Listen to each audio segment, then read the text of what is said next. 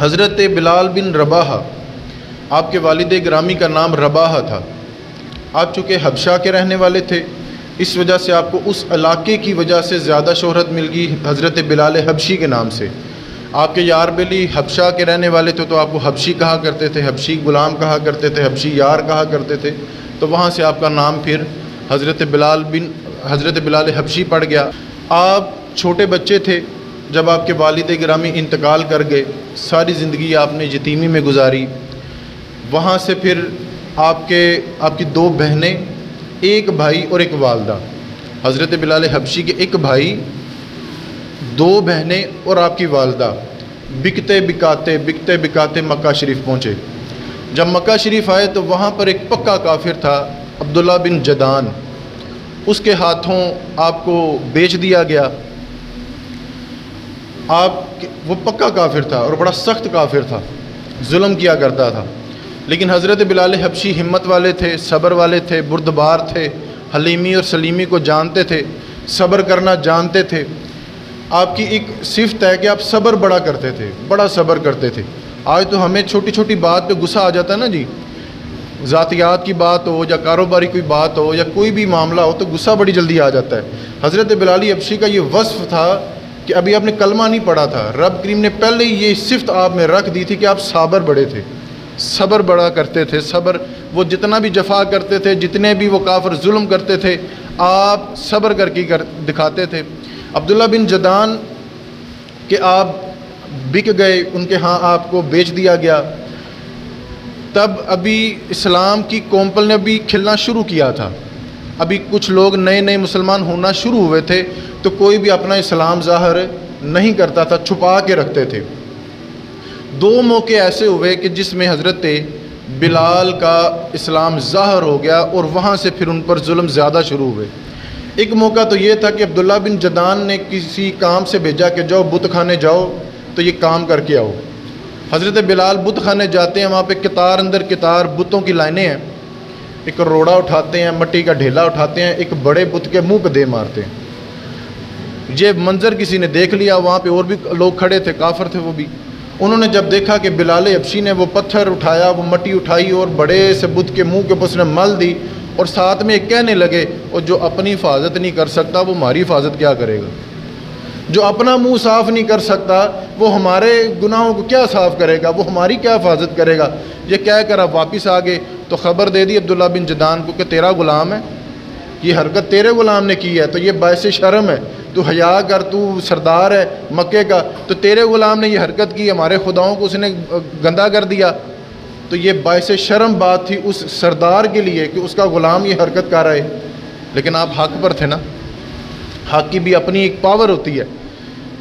تو جب اس نے شرم محسوس کی عبداللہ بن جدان نے خلف بن امیہ سے بات کی کہ یار یہ کافر ہے، اس نے بتایا نہیں کہ یہ کافر تھا تو اب یہ اسلام قبول کر رہا ہے، اب یہ مسلمان ہو گیا۔ ان کا جی اب میں اس کی کفالت نہیں کر سکتا، مجھے اس سے کوئی زیادہ کام بھی نہیں ہے، رنگ کا بھی کالا ہے، 2-4 اس نے اور بھی باتیں سنیں، ان کے یار تو رکھ لے۔ تو خلف بن امیہ کہنے لگا تو پیسے کتنے لے گا؟ ان کے پیسے نو چھڑ دو، ویسے ہی رکھ لے۔ انہوں نے اس عبداللہ بن جدان نے حضرت بلال کو خلف بن امیہ کے ہاتھ بیچ دیا کہہ لیں یا دے دیا کہ تو رکھ لے۔ ایک موقع تو یہ تھا کہ یہاں پر ان کا اسلام ظاہر ہو گیا۔ دوسرا موقع یہ تھا کہ خلف بن امیہ کہ جب آپ ہاں بنے، غلام اس نے رکھ لیا، تو خلف بن امیہ اس سے بھی زیادہ ظالم تھا، اس سے بھی زیادہ سخت مزاج تھا، سخت دل تھا وہ، تو ظلم کی حد تو اس نے بھی کی۔ دوسرا موقع یہ بنا کہ حضرت بلال حبشی کا جب اسلام ظاہر ہو گیا، مکہ کے سارے کفار، سارے سردار، خلف بن امیہ، ابو البختری اور جتنے بھی عتبہ، شیبہ، یہ سارے مل کر، ابو جہل بھی اس میں شامل تھا، مکہ کے غریب آدمی کو مار رہے ہیں اور کوڑوں سے مار رہے ہیں، دیوار کے ساتھ باندھ کر سارے کافر اور سردار، چھوٹے موٹے نہیں، سردار جتنے بھی قبیلوں کے سارے نے کوڑے اٹھائے ہوئے ہیں اور اس غریب کو مار رہے ہیں۔ اس غریب کا نام تھا حضرت عمار بن یاسر۔ انہوں نے ابھی نیا اسلام قبول کیا تھا، ان پر یہ ظلم ستم شروع ہو چکے تھے۔ خلف بن امیہ جب وہاں سے گزرا، حضرت بلال حبشی ساتھ ہیں، سارے کافر مار رہے تھے، وہ تو اپنا اعزاز سمجھ رہے تھے مسلمان کو مارنا، تو خلف بن امیہ بھی مارنے لگا، کوڑے مارنے لگا. جب تھک گیا نا، بالکل تب تھک گیا تو حضرت بلال حبشی سے کہنے لگا او بلال اٹھا کوڑا، تم بھی 2 لگا، تو بھی 2 لگا. اب ذرا منظر سمجھیے کہ ایک غریب آدمی ہے اور وہ نیا نیا مسلمان ہے، سارے کفار، کافر اور پکے کافر اور سردار، چھوٹے موٹے کافر بھی نہیں، سارے مل کر حضرت عمار بن یاسر کو مار رہے ہیں. اور خلف بن امیہ کہتا ہے کہ بلال تو کوڑا اٹھا اور اس کو مار. یہاں پہ ہمارے شارحین نے لکھا ہے کہ مسلمان مومن ہو اور مومن کا برا چاہے، یہ ہو سکتا. لیکن آج بڑے عجیب سی بات ہے کہ دکاندار بھی مسلمان ہے، گاہک بھی مسلمان ہے اور پتہ بھی نہیں چلتا. وہ کی کہتے ہیں چھوڑا تون لاتی پھڑ گئے، کہتے ہیں نا یہ سنتے تون لاتی پھڑ گئے. یعنی کہ ایک مومن ہو اور مومن کا برا چاہے. میرے نبی علیہ الصلوۃ والسلام نے فرمایا کہ میرا مومن ظالم نہیں ہو سکتا. کسی بھی حیثیت میں آپ لے لیں، کسی بھی حیثیت میں آپ لے لیں، فکری طور پر یا جسمانی طور پر میرا مومن ظالم نہیں ہو سکتا. اب حضرت بلال حبشی کو جب اس نے کہا کہ مار، حضرت بلال حبشی نے کوڑا اٹھایا.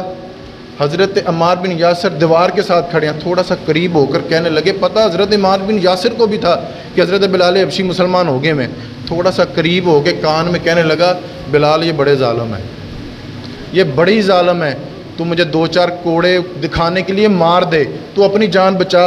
اور ویسے بھی اسلام کہتا ہے کہ اگر آپ کی کن پٹی پہ کوئی گولی رکھ دے، کوئی بندوق رکھ دے اور تو اللہ کا انکار کر دے تو وقتی طور پہ انکار کر دینا.